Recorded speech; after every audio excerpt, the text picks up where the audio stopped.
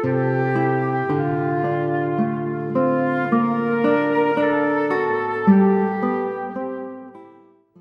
lagi bersama saya Jovita di dalam Renungan Harian GKI Kebonjati.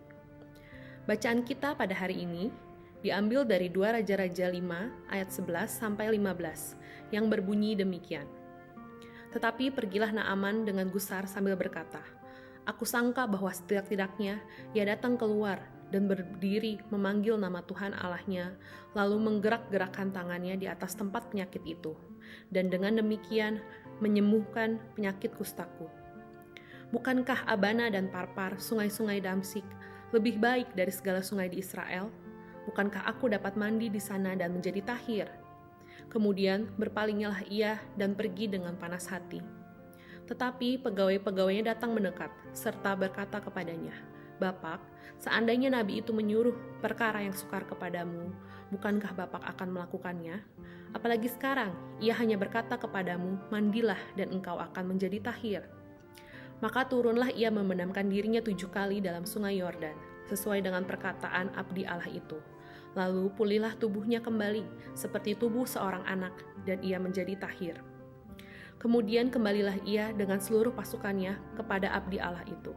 Setelah sampai, tampillah ia ke depan Elisa dan berkata, "Sekarang aku tahu bahwa di seluruh bumi tidak ada Allah kecuali di Israel.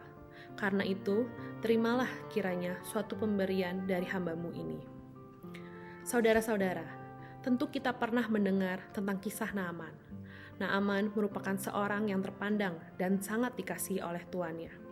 Ia dikenal sebagai seorang pahlawan yang memberikan kemenangan kepada orang Aram. Tetapi di balik segala kehebatannya, ia mempunyai satu kelemahan, yaitu sakit kusta. Ini adalah penyakit yang menular dan dapat membuat dirinya dikucilkan, bahkan bisa mengancam nyawanya. Walaupun Naaman adalah seorang panglima besar, ia memiliki kerendahan hati. Ia mau mendengarkan saran dari pelayan istrinya untuk pergi ke Israel dan menemui nabi yang tentu dapat menyembuhkan penyakitnya. Ia percaya dan tidak memandang remeh informasi tersebut, padahal datanya hanya dari seorang pelayan. Kerendahan hatinya juga terlihat saat ia berada di rumah Elisa. Saat itu Elisa tidak keluar untuk menemui dan menyambut kedatangan Naaman. Ia hanya menyuruh seorang utusannya untuk menyampaikan pesan kepada Naaman. Di ayat ke-10, lalu kerendahan hati Naaman benar-benar sangat diuji lewat jalan yang harus ia tempuh untuk mendapatkan kesembuhan. Elisa menyuruhnya untuk membenamkan diri di sungai Yordan sebanyak 7 kali. Mengapa harus sungai Yordan? Padahal lebih banyak sungai yang airnya juga lebih baik. Ia berpikir, mungkin Elisa tidak tahu siapa dirinya. Hal ini tentu saja membuatnya panas hati. Ia merasa bingung mengapa perintah yang diberikan oleh Nabi Elisa terdengar sangat sederhana. Di tengah rasa kebingungan tersebut, Naaman kembali dengan kerendahan hatinya, mendengarkan nasihat dari para pegawainya. Naaman pun pergi, mandi di sungai Yordan, dan pada akhirnya ia pun menjadi sembuh. Sebagai seorang panglima besar, tentu saja ada banyak hal yang dapat membuat Naaman menjadi tinggi hati.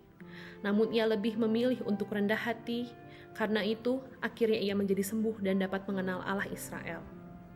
Dalam perjalanan kehidupan pun dibutuhkan kerendahan hati agar kita dapat menjalani setiap proses pembentukan dari Tuhan. Dengan sikap yang benar, kita dapat mendengarkan setiap teguran dan menaati segala perintahnya. Milikilah kerendahan hati seperti Naaman agar kita selalu berkenan di hati Tuhan. Tuhan Yesus memberkati.